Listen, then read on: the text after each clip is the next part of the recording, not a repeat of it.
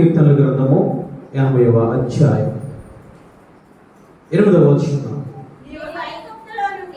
నీవు ఐగుప్తులో నుండి ఒక ద్రాక్షవల్లిని తెచ్చితివి, అన్యజనులను వెళ్ళగొట్టి దానిని నాటితివి, దానికి తగిన స్థలము సిద్ధపరిచితివి, దాని వేరు లోతుగా పారి అది దేశమంతటా వ్యాపించును.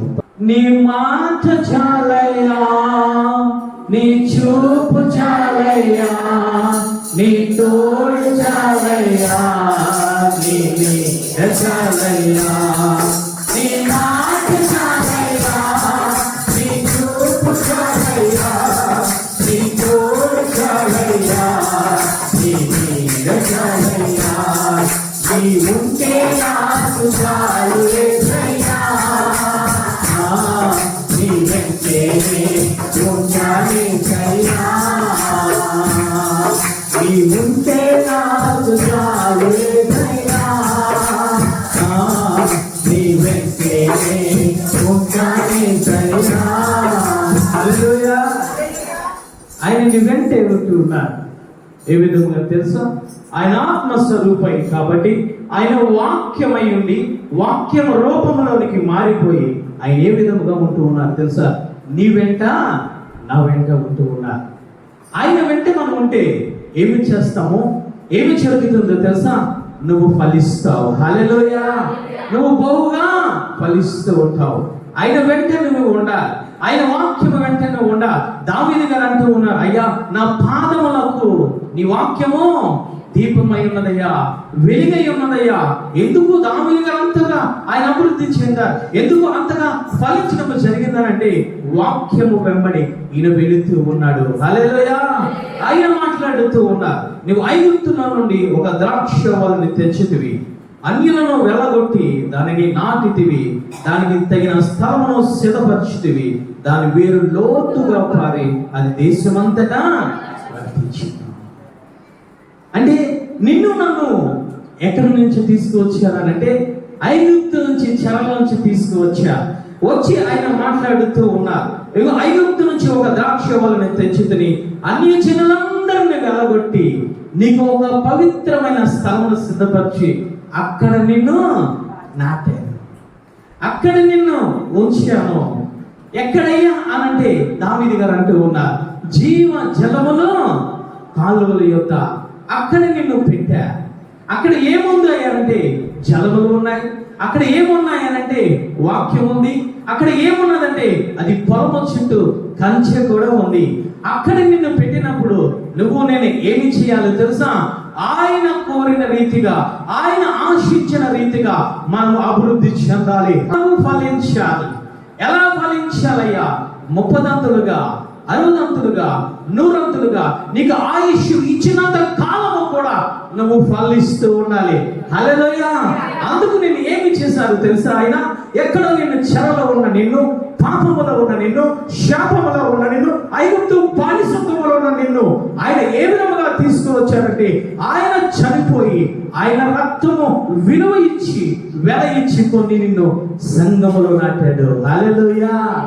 ఎందుకయ్యానంటే ఆయన ఆశించిన ఫలాలు నువ్వు ఫలిస్తావని చెప్పి ఆయన నాటడం జరిగింది. ఇదే విషయాన్ని ఆయన మాట్లాడుతూ ఉన్నారు. ఎక్కడనంటే మార్కు సువార్తలో మాట్లాడుతూ ఉన్నారు.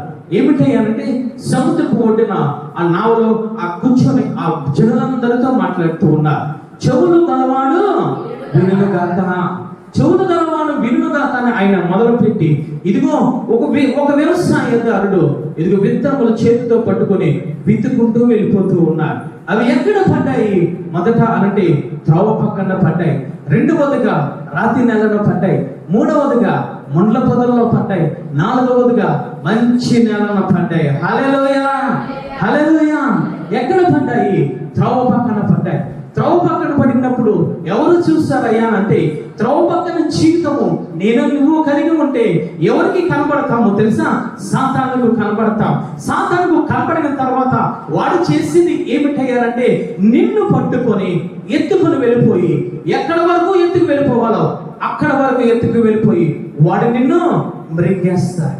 రెండవదిగా అయినట్టు ఉన్నారు రాతి నెలలో పడుతూ ఉన్నాయి. ఈ నేల ఏ విధముగా ఉంది అంటే రాయిలా మారిపోయింది. కారణం ఏమిటంటే దీనిలో నీరు లేని కారణంగా, ప్రార్థన లేని కారణంగా ఏమి జరిగిందయ్యా, రాతి నెల కింద మారిపోయింది. ఇది కొన్నాళ్లకు ఏమి జరుగుతూ ఉందయ్యా అంటే కింద వేరే కారణంగా ఇది ఎండిపోతూ ఉంది, ఇది మాడిపోతూ ఉంది అని ఆయన సెలవిస్తూ ఉన్నారు. కారణం ఏమిటి అని అంటే ఎందుకు మాడిపోతుంది, ఎందుకు అయ్యా ఎండిపోతూ ఉంది అని అంటే ఆయన అంటూ ఉన్నారు వారికి శ్రమ కలుగుతూ ఉంది, వాక్యములో గద్దింపులు వస్తూ ఉన్నాయి, వాక్యములో హెచ్చరికలు వస్తూ ఉన్నాయి. నువ్వు ఆ విధంగా ఉండకూడదని చెప్పి వాక్య ప్రకారంగా ఆయన గద్దిస్తుంటే వారికి హింస కలుగుతుంది, వారికి శ్రమ కలుగుతుంది, వారికి కన్నీరు కలుగుతుంది. అవి ఏమి చేస్తూ ఉన్నారో తెలుసా? అవి తట్టుకోలేక, పాపాన్ని విడిచిపెట్టుకోలేక, వాక్యాన్ని హత్తుకోలేక ఏమి చేస్తూ ఉన్నారు తెలుసా? వీరు ఎండిపోయిన జీవితంలోకి వెళ్ళిపోతూ ఉన్నారు. మూడవది ఈయన అంటూ ఉన్నారు ఏమిటయ్యారంటే ఇదే విషయాన్ని లూకా గారు చాలా స్పష్టంగా మనకు అర్థమయ్యే రీతిలో రాయడం జరిగింది. లూకా సువార్త 8వ అధ్యాయము 14వ వచనం చదవండి తల్లి. ముండ్ల పొదలలో పడిన విత్తనములు పోలిన వారు ఎవరనగా విని కాలము గడిచిన కొలది జీవ సంబంధమైన విచారముల చేతను ధన భోగముల చేతను అణిచివేయబడి పరిపక్వముగా ఫలించనివారు. వీరిలో ఫలాలు కూడా కనబడుతూ ఉన్నాయి. మూడో వారిలో ఎవరిలో ఉన్నారంటే ముండ్ల పొదల్లో పడిన విత్తనములు. ఇవి ఫలిస్తూ ఉన్నాయి కానీ పరిపక్వం వచ్చేటప్పటికి రాలిపోతూ ఉన్నాయి. ఇవి ఫలిస్తూ ఉన్నాయి కానీ కారు ద్రాక్ష కాస్తూ ఉన్నాయి. ఇవి ఫలిస్తూ ఉన్నాయి కానీ ఆ ఫలాలు ఎవరికి ఉపయోగం లేదు, వారి కుటుంబం వారికి ఉపయోగం లేదు, వారికే ఉపయోగం లేదు, వారి సంఘానికి ఉపయోగం లేదు, వారి దేశానికి ఉపయోగం లేదు. ఏమి జరుగుతూ ఉన్నాయి అంటే ఫలిస్తూ ఉన్నాయి. వాక్యము వింటూ ఉన్నాడు, గ్రహిస్తూ ఉన్నాడు, ఫలిస్తూ ఉన్నాడు కానీ పరిపక్వాలకు రాకుండా రాలిపోతూ ఉన్నాయి. కారణం ఏమిటంటే పైన ముండ్ల పొదలు ఉన్నాయి. ఈ ముండ్ల పొదలు ఏమి చేస్తూ ఉన్నాయనంటే కింద నేల మంచిగానే ఉంది, కింద నీరు ఉంది, కింద బాగానే ఉంది కానీ పైకి ఎదిగేటప్పటికి మొక్కను ఏమి అలుస్తూ ఉన్నాయంటే ముండ్ల పొదలు అలుస్తూ ఉన్నాయి. ముండ్ల పొదల్లో ఈ ఫలాలు చిక్కుపడిపోతూ ఉన్నాయి. ఏమిటయ్యా ముండ్ల పొదలు అంటే ఏమిటంటే ఐహిక విచారం. రెండవది ఆయన అంటూ ఉన్నాడు ధన మోసము. మూడోది అంటూ ఉన్నారు ఇతర అపేక్షమైనవని మాట్లాడుతూ ఉన్నారు.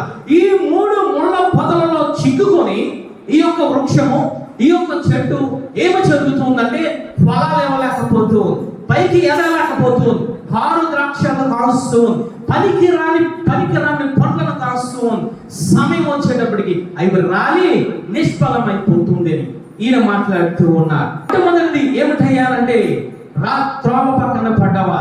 రెండవది ఎవరయ్యారంటే రాతి నెలను పడినవా. మూడవది ఎవరనంటే ముండ్ల పొదలలో ఉన్నవా. వీరి సంఘానికి మానకుండా వస్తా, వీరి సంఘానికి మానకుండా రావడమే కాదు, ఆరాధనలో కూడా పాల్గొంటారు. ఆరాధనలో పాల్గొనడమే కాదు, ఉపవాసం కూడా చేస్తా, సంఘంలో ప్రతి కార్యక్రమంలో కూడా వీరు పాల్గొంటూ ఉంటారు.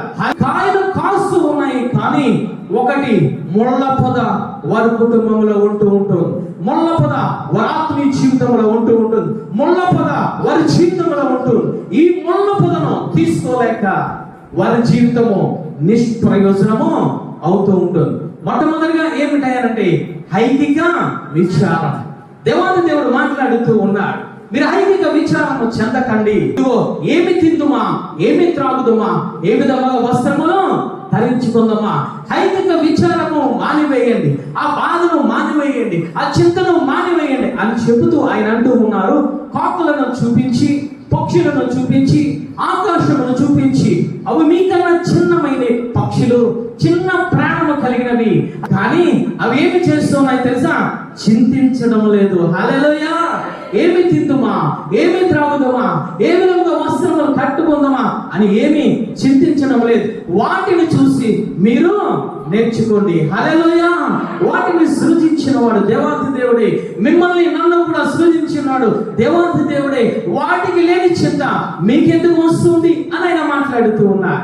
చూస్తూ ఉంటే సంఘానికి ఎందుకు రాలేదయ్యా అనంటే, ఎందుకు రాలేదమ్మనంటే సరైన బట్టలు లేవండి, సరైన కర్రీ లేదండి, సరైన ఆహారము లేదండి, సరైన ఇల్లు లేదండి, సరిగా ఆరోగ్యం లేదండి.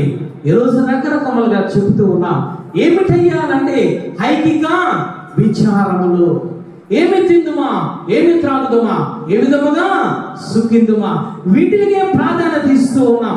ఎక్కడైనా ఏదైనా ఫంక్షన్ జరుగుతూ ఉంటే సంఘ వాక్యాన్ని విడిచిపెడుతూ ఉన్నాం, సంఘ ఆరాధన విడిచిపెడుతూ ఉన్నాం, సంఘ కార్యక్రమాలను విడిచిపెట్టి మొట్టమొదటి స్థానము వారికి ఇస్తూ ఉన్నాం. కారణము ఏమిటో తెలుసా? మొండ్ల పదలు ఉంటూ ఉన్నాయి. దేనికి ఎక్కువ ప్రాధాన్యత ఇవ్వగలుగుతూ ఉన్నావు? ఈరోజు వాక్యం వింటున్న సహోదరి సహోదరుడా, దేనికి ఎక్కువ ప్రాధాన్యత ఇవ్వగలుగుతున్నావు? మోషే ధర్మశాస్త్ర ప్రకారంగా విశ్రాంతి దినం ఆచరించకపోతే రాళ్ళు పెట్టి కొట్టమని ఆయన చెప్తూ ఉన్నా. అన్ని తెలిసి కూడా ఏమి చేస్తూ ఉన్నామో తెలుసా? ఐహిక విచారం. ఐహిక విచారంలో మనం ఉంటూ ఉన్నాం. అదే విధంగా బైబిల్ గ్రంథంలో ఒక అతను ఐహిక విచారంలో ఉంటూ ఉన్నాడు. ధనవంతుడు ప్రతి దినము వస్త్రములు ధరించుకోవాలి, ప్రతి దినము నూతనమైన ఇదిగో పానీయములు తాగాలి, ప్రతి దినము కూడా నూతనమైన ఆహారాన్ని తినాలి. ఈ విధంగా ప్రతి దినము కూడా సుఖిస్తూ ఉన్నాడు. అంటే ప్రతి దినము కూడా ఐహిక విచారాన్ని కలిగి ఉన్నాడు. ఈ ధనవంతుడికి దేవుడు తెలుసు, మరలా చెప్తూ ఉన్నా, వాక్యము తెలుసు, ధర్మశాస్త్రము కూడా తెలుసు, ఇతనికి యేసయ్య రావడము తెలుసు, అబ్రహాము తెలుసు, ప్రతిదీ తెలుసు. కానీ ఈ ఐహిక విచారములోనే ఉంటూ, ఈ ఐహిక విచారములను జీవిస్తూ ఏమి జరిగింది తెలుసా? చనిపోయాడు. చనిపోయిన తర్వాత నరకానికి వెళ్ళిపోయి అబ్రహాముతో మాట్లాడుతూ ఉన్నా, ఓ అబ్రహామా నాకు వాక్యము కావాలి, ఓ అబ్రహామా నాకు ప్రార్థన కావాలి, ఓ అబ్రహామా నాకు ఆరాధన కావాలి. దేనిలో చనిపోయాడు తెలుసా? ఐహిక విచారములో చనిపోయాడు. ఈ విధంగా ఐహిక విచారములో ఏమి తిందుమా, ఏమి త్రాగుదామా, ఏ విధంగా సుఖిద్దామని చెప్పి నువ్వు ఐహిక విచారములో దేవాది దేవుని వాక్యాన్ని విడిచిపెడితే, దేవాది దేవుని ఆరాధనను విడిచిపెడితే, దేవాది దేవుని సన్నిధిని విడిచిపెడితే, దేవాది దేవుని బలిపీఠమును విడిచిపెట్టి నువ్వు చనిపోతే ఎక్కడికి వెళ్తావు తెలుసా? అన్నీ తెలిసి నువ్వు నరకానికి వెళ్ళిపోతావు. ఏమిటయ్యా ఈ ముళ్ళు అనంటే మొట్టమొదటిది ఐహిక విచారం. తెలియక కాదు, తెలిసే చేస్తూ ఉన్నా. తెలియక కాదు ఆరాధన పాడు చేసుకునే, తెలియక కాదు వాక్యాన్ని పాడు చేసుకునే, తెలియక కాదు దేవాది దేవ సన్నిధిని రాకుండా పాడు చేసుకునే. అన్ని తెలిసిన వారే. మూడవ వ్యక్తి ఎవరయ్యా అంటే మండల పదవుల్లో పడినవా. ఈ రోజు కూడా ఏ విధంగా జీవిస్తూ ఉన్నాం? ఐహిక విచారము కలిగి ఉన్నావా? అక్కడే ధనవంతుడి దగ్గర లాజరు ఉన్నాడు. ఏమి తిందుమా, ఏమి త్రాగుదామా అని చెప్పి అతను ఆశపడలేదు, కానీ ఉన్న దానితో సంతృప్తిగా జీవించాడు. హల్లెలూయా. చనిపోయాడు, పరలోక రాజ్యానికి వెళ్ళాడు.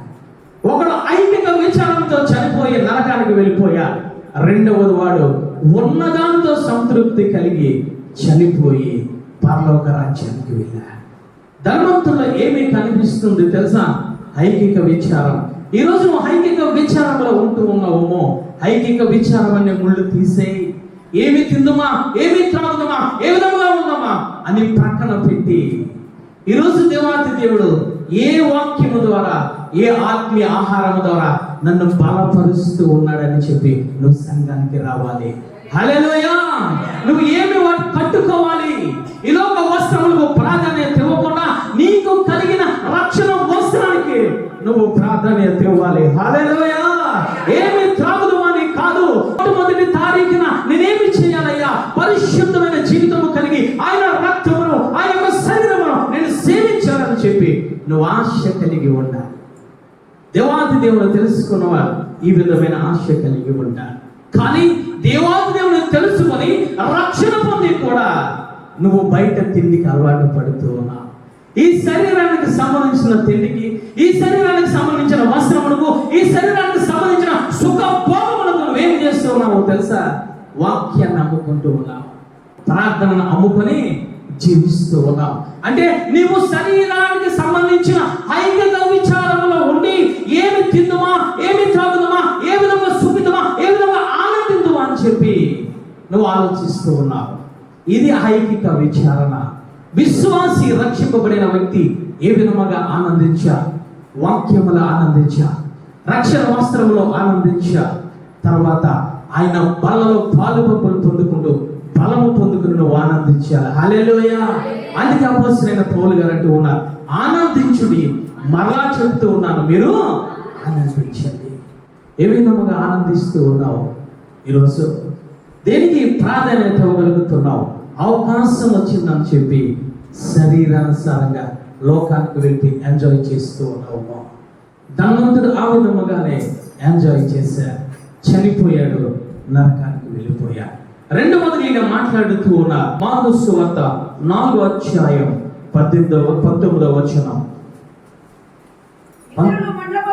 ముండ్ల పొదలలో విత్తబడిన వారు వీరు వాక్యము విందురు కానీ ఐతిక విచారమును ధన మోసము చాలు తల్లి. అక్కడ ధనం అని రాయించడం లేదు పరిశుద్ధాత్మ దేవుడు. అక్కడ జాగ్రత్తగా అర్థం చేసుకుంటే చదివితే ధన మోసము అంటే మోసముతో కూడిన ధనము. ఇది రెండవ ముళ్ళు. ఏమిటయ్యా ఈ రెండవ ముళ్ళు అని అంటే ధన మోసము. మోసము చేత సంపాదించిన ధనము, అన్యాయము చేత, అక్రమము చేత, ఇదిగో ప్రక్క దారులు అంటూ ఉంటారు కదా, ఈ ప్రక్కదారులైన లంచముతోనూ వడ్డీలతోనూ ఇంకా ధనం ఇంకా ఎక్కువ పెంచుకుందామని రకరకాల కార్యక్రమాలతోనూ విరేవి చేస్తూ ఉంటారంటే ఎదటి వ్యక్తిని మోసము చేసుకొని ధనాన్ని సంపాదిస్తూ ఉంటారు. ఇది రెండవ రకమైన ముళ్ళు. ఈ విధముగానే ధనాన్ని సంపాదించుకున్నాడు ఒక ధనవంతుడు. యవనస్తుడైన ధనవంతుడు దేవాది దేవుని దగ్గరికి వచ్చి అంటూ ఉన్నాడు, నాకు పరలోక రాజ్యము కావాలి. దేవాది దేవుడు అంటూ ఉన్నాడు, నీ అక్రమమైనది అన్యాయమైనది ధనాన్ని అమ్మి పేదలకు ఇచ్చి నన్ను నువ్వు వెంబడించు. వెంబడించకుండా వ్యసనపడి వెళ్ళిపోయాడు. కారణం ఏమిటో తెలుసా? ఎదురుగుండా తండ్రి కుమార పరిశుద్ధాత్మ దేవుడు వాక్యమై మాట్లాడుతూ ఉన్నాడు. కానీ ఇతరులో ఉన్న ముళ్ళు, ధనమనే ముళ్ళు, మోసం అనే ముళ్ళు, అన్యాయం అనే ముళ్ళు, అక్రమం అనే ముళ్ళు, వడ్డీ వ్యాపారం అనే ముళ్ళు, లంచం అనే ముళ్ళు ఏమి చేస్తుంది? ఈ ధనము తెలుసా? నరకానికి వెళ్ళిపోయాడు. కారణం ఏమిటో తెలుసా? ఒకటి ధనాన్ని ఎక్కువగా ప్రేమించాడు. ఇచ్చే రాజ్యంలో అడుగు పెట్టడానికి ఈ ధనం అనే ముళ్ళు అడ్డుపడిపోయి, ఈ ఫలాలనేవి రాలిపోయి, ఈ యొక్క మొక్క ఎదుగుతూ ఉంది. కానీ ఈ మోసం అనే ధనము దాన్ని ఏమి చేస్తుందంటే అణుచుకుంటూ ఎక్కడికి తీసుకెళ్ళిపోయింది అంటే నరకానికి తీసుకెళ్ళిపోయింది. ఇటువంటి దృష్టిలో నువ్వు ఉంటూ ఉన్నావా? అన్యాయము, అక్రమము, ధనము సంపాదించుకొని ఈ ధన మోసముతో ధనము సంపాదించి ఎదట వారిని ప్రాణాలను పరమగా పెట్టి సంపాదించుకున్న ధనాన్ని నీ గృహంలో నీ దానిలో పెట్టుకుంటే ఏమి జరుగుతుందో తెలుసా? పరలోక రాజ్యానికి వెళ్తానని అనుకుంటావు, కానీ వెళ్ళకుండా నీ ధనం ఆపేస్తుంది. రెండవది ముళ్ళు ఏమిటి అనంటే ధనమనే మోసము. ఈరోజు మోసం చేసి సంపాదిస్తూ ఉన్నావా? ధనము సంపాదించడంలో బైబిల్ గ్రంథము తప్పు అనడం లేదు. కానీ నీకు వచ్చిన జీతాన్ని చక్కగా అనుభవించి, నీకు వచ్చిన ఆ పనిలో ఉన్న ఆ యొక్క కష్ట జీతాన్ని చక్కగా నువ్వు అనుభవించి, కానీ పక్క వారి ధనాన్ని నువ్వు మోసం చేసి సంపాదించుకుంటే అది ఒకనొక రోజున ముళ్ళు కింద మారిపోతావు. ముళ్ళు అనేది కాళ్ళకు గుచ్చుకుంటే నడవలేము, చేతికి గుట్టుకుంటే చేతితో పని చేయలేము. కానీ ఈ ఒక ముళ్ళు, ఈ శారీరక సంబంధించిన దానికే ఈ ముళ్ళు గుచ్చుకుంటే నువ్వు నడవలేవు, పని చేయలేవు, బాధపడుతూ ఉంటావు, ఎక్కడికి కదలేని స్థితిలో ఉంటావు. నీ ఆత్మీయ స్థితి కూడా అది. మొట్టమొదటి ఐకిక విచారం అనే ముళ్ళు ఉంటే, రెండవదిగా అయ్యో ధనము మోసం అనే ముళ్ళు ఉంటే, నువ్వు ఎక్కడ ఉన్నావో అక్కడ నుంచి కిందకు వెళ్ళిపోవడం తప్ప నువ్వు అభివృద్ధి నువ్వు పొందలేవు, పరలోక రాజ్యానికి నువ్వు వెళ్ళలేవు. 1 తిమోతి రాసిన పత్రిక 6వ అధ్యాయము 10వ వచనం చదువుతుంది.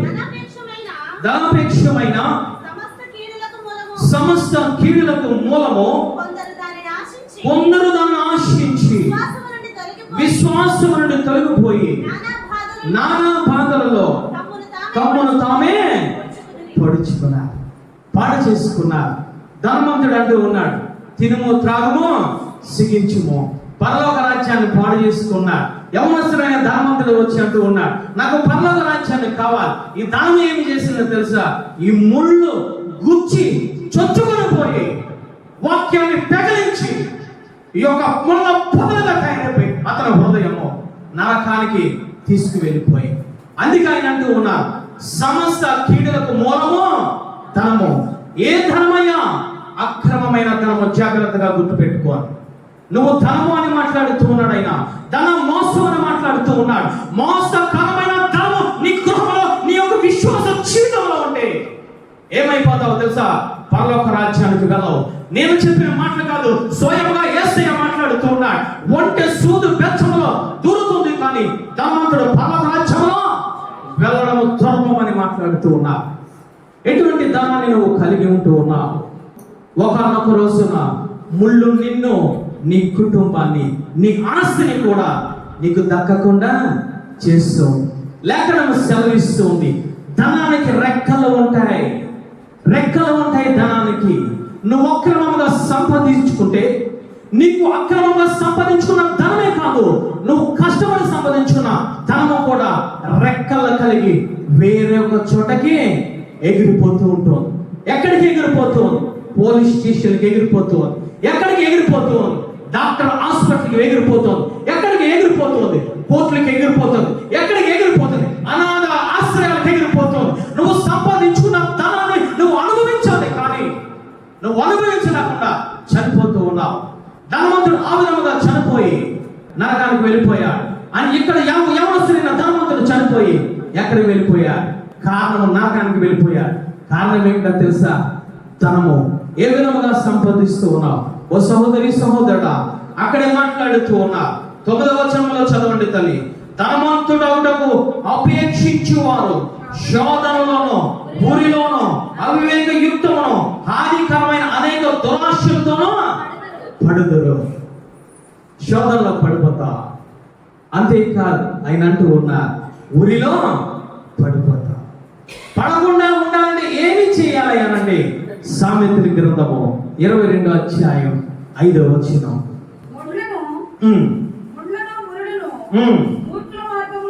మూర్ఖుల మార్గంలో ఉన్నాయి. ఏమి ఉన్నాయి అనంటే ముండ్లు ఉన్నాయి. ఐహిక విచారం అనే ముండ్లు, తర్వాత ఇదిగో ధనమోసం అనే ముండ్లు. ఇవి ఎక్కడ ఉన్నాయంటే మూర్ఖుడు మార్గంలో ఉన్నాయి. మూర్ఖుడు అనగా ఎవరో తెలుసా? తెలిసి తప్పు చేసేవాడు, తెలిసి పాపం చేసేవాడు, తెలిసి ఐకిక విచారంలో ఉండేవాడు, తెలిసి అన్యాయంగా, అక్రమంగా, మోసంగా ధనం సంపాదించుకునేవాడు. వీడి మార్గంలో ఏమి ఉన్నాయ్యా? ముండ్లు ఉన్నాయి. ఈ మార్గంలో ఏమి ఉన్నాయ్యా? ఊర్లు ఉన్నాయి. తను కాపాడుకునేవాడు వాటికి దూరముగా ఉండాలి. హల్లెలూయా, హల్లెలూయా. నువ్వు వాటికి దూరముగా ఉంటే, అన్యాయానికి, అక్రమానికి దూరంగా ఉంటే నీకు నువ్వు కాపాడుకుంటావు. అంతేకాదు, పైన చదవండి తల్లి, 4వ వచనములు చదవండి. యెహోవా యందు భయభక్తులు కలిగి ఉండుట వినయమునకు ప్రతిఫలము, ఐశ్వర్యమును, ఘనతయు, జీవమును దాని వల్ల కలుగును. హల్లెలూయా. నువ్వు అనుకుంటూ ఉన్నావు, నీకు వస్త్రం లేదే, తిండి లేదే, నాకు గృహం లేదే, ఆయన ఐహిక విచారంలో ఉంటూ ఉన్నావు. ఆయన అంటూ ఉన్నారు, ఆయన యందు భయభక్తులు కలిగి ఉంటే ఆయన నిన్ను ఐశ్వర్యవంతుడిగా చేస్తాడు. హల్లెలూయా. 3.5 సంవత్సరంలో వర్షము కురవలేదు. ఏరియా బాధపడలేదు. నాకు తిండి లేదు, నాకు వస్త్రం లేదు, ఉండడానికి గృహము కూడా లేదు. దేవాది దేవుడు అంటూ ఉన్నాడు, కేరేతు వాకు దగ్గరికి నువ్వు వెళ్ళిపో. హల్లెలూయా. కాకుల ద్వారా నీకు ఆహారాన్ని పంపిస్తా. అక్కడ నీరు అయిపోయింది, ఆహారం అయిపోయింది. ఆయన మాట్లాడుతూ ఉన్నాడు, నువ్వు విధవరాల ఇంటికి వెళ్ళు. పోషించాడు తల్లి. అనేక మంది ఆ సమయంలో, ఆ రాజ్యంలో ఆహారం లేక, నీరు లేక చనిపోతూ ఉన్నారు. కానీ ఎవరినైతే ఆశ్రయించాడో, ఐహిక చింత లేకుండా జీవించాడో, ధనమోసం లేకుండా జీవించాడో, ఆ ముందు లేకుండా జీవించాడో, ఏలియా గారు 3.5 సంవత్సరంలో దేవుడు పోషించాడు. హల్లెలూయా. నువ్వు అనుకుంటూ ఉన్నావేమో, ఈరోజు నాకు ఇల్లు లేదు అనుకుంటూ ఉన్నావా? నాకు వస్త్రాలు లేవు అనుకుంటూ ఉన్నావా? లేదా నాకు సరైన ఆరోగ్యం లేదు అనుకుంటూ ఉన్నావా? ఆయన యందు భయభక్తులు కలిగి ఉండు. హల్లెలూయా. ఆయన చూసుకుంటారు. మూడవదిగా ఆయన అంటూ ఉన్నారు, చదవండి తల్లి, మార్కు సువార్త 4వ అధ్యాయము 19వ వచనములో, ధనమోసము మరియు ఇతరమైన అపేక్షలు లోపలకు చొచ్చి. ఇతరమైన అపేక్షలు అని అంటే ఏమిటో తెలుసా? నీకు సంబంధించినవి రెండు. ఒకటో ముళ్ళు ఐకిక విచారం, రెండవ ముళ్ళు ఆయన అంటూ ఉన్నాడు ధనమోసము. మిగతాది ఇంకోటి మూడవది ఏమిటంటే ఇతర అపేక్షలు. అంటే నీవే చింతపడుతూ ఉన్నావు, కానీ ఎదరు వారి చింతను కూడా నువ్వు తీసుకుంటూ ఉంటావు. ఎదటి వారి చింతలు ఐకిక విచారం నాయను స్వీకరిస్తూ ఉంటావు. ఎదటి వారి ధనమోసము నాకు కూడా దానిలో పాల్గొనాలి కావాలని చెప్పి నువ్వు పైకెడుతూ ఉంటావు. వారికి గృహం ఉంది, నాకు గృహం లేదని బాధపడుతూ ఉంటావు. ఇదిగో దేవాది దేవుని సన్నిధిలో నువ్వు గడపకుండా, దేవాది దేవుని వాక్య ప్రకారం జీవించకుండా, దేవాది దేవుని వాక్యంలో ఆరాధనలు ఉండకుండా నువ్వు ఏం చేస్తావు తెలుసా? ఎవడో పోయాడు బయటికి అని చెప్పి వాడు వెనకాల నువ్వు పోతా ఉంటావు. వాడు అభివృద్ధి చెందాడు, వాడు మోసం చేశాడు, వాడు ధనం సంపాదించుకున్నాడు, ఓ రకమైన నమ్మకం సంపాదించుకొని రకరకమైన నేరాల మిద్దులు ఇదిగో వాడు కట్టుకున్నాడు అని చెప్పి వాడి మార్గంలో ఇతరమైన మార్గంలో నువ్వు వెళ్ళిపోతూ ఉంటావు. వాడు ఏదైతే చింత కలిగి ఉన్నాడో నువ్వు కూడా అదే మార్గంలో పోయి అదే చింత కలిగి ఉంటావు.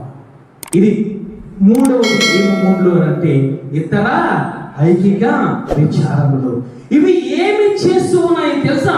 లేఖనము సెలవిస్తూ ఉంది, లోపలకు చొచ్చిపోతూ ఉన్నాయి. ముళ్ళు చూడండి, లోపలికి చొచ్చింది అని అంటే అది సెప్టిక్ అవుతుంది. అది చూసుకోకపోతే కొన్నాళ్ళుగా చేయో కాలో తీసివేయడానికి అవకాశం ఉంటుంది. అంటే ఈ యొక్క ధనమోసం అనేది, ఈ ఐకిక విచారం అనేది, ఇతర అపేక్షలు అనేవి ఏమి చేస్తాయంటే విశ్వాసంలోనికి లోపలకంతా చచ్చిపోతాయి. అంటే ఎదిగే వృక్షాన్ని ఈ యొక్క ముండ్లు కిందకు దించేస్తూ ఉంటాయి, చీల్చేస్తూ ఉంటాయి. ఆత్మీయ జీవితాన్ని చీల్చేస్తూ ఉంటాయి. ఏదైతే పొందుకున్నావో ఆత్మను చీల్చేస్తూ ఉంటాయి. ఏదైతే రక్షణ వస్త్రాన్ని పొందుకున్నావో ఆ రక్షణ వస్త్రాన్ని చీల్చేస్తూ ఉంటాయి. ఎందుకు పనికి రాకుండా పోతాయి? ఈ ముళ్ళు లోపలికి చొచ్చుకొని పోతాయి. ఒక విశ్వాసికి లోపలికి ఏమి చొచ్చుకొని పోవాలి అంటే వాక్యము చొచ్చుకొని పోవాలి, ఆత్మ చొచ్చుకొని పోవాలి, ఆరాధన చొచ్చుకొని పోవాలి, కన్నిటి ప్రార్థన చొచ్చుకొని పోవాలి. అంటే అవి చొచ్చుకోకుండా ఏమి చేస్తున్నాయి తెలుసా? వాటికి నువ్వు విలువడం లేదు కాబట్టి, ఆత్మీయ జీవితానికి విలువడం లేదు కాబట్టి, ఈ శరీరంగా సంబంధించిన వాటికి నువ్వు విలువిస్తూ ఉన్నావు. ఈ ధనానికి, ఈ యొక్క ఐకిక విచారానికి విలువిస్తూ ఉన్నావు కాబట్టి అవి లోపలకు చొచ్చి లోపల ఉన్న వాక్యాన్ని బయటికి తీసేస్తూ ఉన్నాయి. అప్పుడు నువ్వేమి చేస్తావో తెలుసా? ఆయన అంటూ ఉన్నారు, వాక్యమును అణిచివేయడం వల్ల అవి నిష్ప్రయోజనం అయిపోతూ ఉంటాయి. నువ్వు సంఘానికి వస్తూ ఉంటావు, ఆరాధన చేస్తూ ఉంటావు. నీలో ఈ మూడు రకమైన ముళ్ళు ఉంటే ఏమి చేస్తాయి తెలుసా? ఇవి లోపలికి చొచ్చి నీలో పరిశుద్ధతను బయటికి పంపేస్తాది, నీలో విశ్వాసాన్ని బయటికి పంపేస్తుంది, నీలో పరిశుద్ధతను బయటికి పంపేస్తుంది, నీలో యథార్థతను బయటికి పంపేస్తుంది, నీలో దేవుని ప్రేమను బయటికి పంపేస్తుంది, నీలో దేవుని యొక్క ధైర్యం బయటికి పంపేస్తుంది. ఆయన కృప లేకుండా ఏమి చేస్తాయి? ఐకిక విచారాలు అనేవి ఆనిచ్చి అనగద్రొక్కి నరకానికి తీసుకెళ్ళి వెళ్ళిపోతాయి. ఆయన అంటూ ఉన్నారు ఏమిటనంటే, మూడవదిగా మండల తలలో పడిన విత్తనం. ఇదేమి చేస్తాయనంటే ఐకిక విచారముల వల్ల, ధనమోసముల వల్ల, ఇతర విచారముల వల్ల ఇవి ముండ్లు అణిచివేయబడి ఆ ఫలాలు నిష్ప్రయోజనం అయిపోతాయని ఆయన మాట్లాడుతూ ఉన్నారు. వాక్యం వింటున్న సహోదరి సహోదరుడా, ఏ విధముగా ఉంది నీ ఆత్మీయ జీవితము? ఏ విధంగా కనబడుతుంది? సంఘానికి వస్తూ ఉన్నాను, నా యొక్క చెట్టుకు ఆకులు వేస్తూ ఉన్నాయి, సంబరపడుతూ ఉన్నావా? పూత పూస్తున్నాయి, సంబరపడుతూ ఉన్నావా? పిందులు వస్తూ ఉన్నాయి, సంబరపడుతూ ఉన్నావా? ఆ ఫలాలు దేవునికి యోగ్యముగా ఉన్నాయా? ఆ ఫలాలు నీ కుటుంబానికి యోగ్యముగా ఉన్నాయా? ఆ ఫలాలు నీ గ్రామానికి యోగ్యముగా కనబడుతూ ఉన్నాయా? లేదా నిష్ఫల ప్రయోజనముగా రాలి నేల మీద పడిపోతూ ఉన్నాయా? నేల మీద పడిపోతే నువ్వెక్కడ ఉన్నావో తెలుసా? ముళ్ళ పొదలలో ఉన్నావు. దావీదు గారు అంటూ ఉన్నారు, ఐగుప్తు నుంచి నేను విడిపించి నీకు చక్కటి స్థలం ఇచ్చి నీకు చక్కగా అన్య జనులందరినీ వెళ్ళగొట్టి నిన్ను నాటాను. ఎందుకు తెలుసా? నాకు కావలసిన ఫలాలను నువ్వు అందిస్తావు. కానీ ఈరోజు మనం ఏ విధంగా కనబడుతున్నామో తెలుసా? మనకిష్టమైన ఫలాలు మనం కాస్తూ ఉన్నాం, ధనం అనే ఫలాన్ని కాస్తూ ఉన్నాం, ఐదిక విచారం అనే ఫలాలను కాస్తూ ఉన్నాం, ఇతర విచారమైన ఫలాలు కాస్తూ ఉన్నాం. ఒక పక్కన వాక్యాన్ని వింటూ ఉన్నాం, ఓ పక్కన ఆరాధన చేస్తూ ఉన్నాం. ఈ విధముగా ఉంటే ఆయన అంటూ ఉన్నాడు, నీవు ఫలించే ఫలాలు నిష్ప్రయోజనమైపోతాయి. నువ్వు ఫలించే ఫలాలు పరిపక్వం రాకుండా కిందనే పడిపోతూ ఉన్నాయి. ఈ విధముగా నువ్వు పడిపోతే నేను దేవాది దేవుని దృష్టిలో నీతిమంతులు కా. అందుకే ఆయన మాట్లాడుతూ ఉన్నారు. ఫిలిప్పీ పత్రిక 4వ అధ్యాయం 6వ వచనంలో ఆయన మాట్లాడుతూ ఉన్నారు, దేనిని గూర్చి చింతపడకుడు గాని ప్రతి విషయంలోనూ ప్రార్థన విజ్ఞాపనలతోనూ కృతజ్ఞత పూర్వకముగా ఆయనకి విన్నపములు తెలియచేయండి. హల్లెలూయా. నేను ఐదిక విచారం, ధనమోసం, ఏ విధముగా బ్రతకాలి, ఏ విధంగా జీవించాలి, నాకు గృహం లేదే, నా ఆరోగ్యం లేదే, నా పిల్లలు పాడైపోతున్నారని ఆ విచారం నువ్వు కలిగి ఉంటూ ఉన్నావు. ఆయన అంటూ ఉన్నారు, ఏ విషయంలోనూ మీరు చింతపడకండి, కృతజ్ఞత పూర్వకంగా మీరు జీవించండి, ప్రార్థన పూర్వకంగా మీరు జీవించండి, ఆయనే చూసుకుంటాడు. హల్లెలూయా, హల్లెలూయా. అన్న పిల్లలు లేక చింతపడలేదు, ఏలియా ఆహారం లేక చింతపడలేదు, గృహం లేక చింతపడలేదు, అన్ని ఆయనే చూసుకున్నాడు. హల్లెలూయా. ఆయన అంటూ ఉన్నాడు, శ్రేష్టమైన సంఘములో నిన్ను నాటారు, నీటి కాలువల యొద్దన నిన్ను నాటారు, నువ్వు ఫలిస్తావని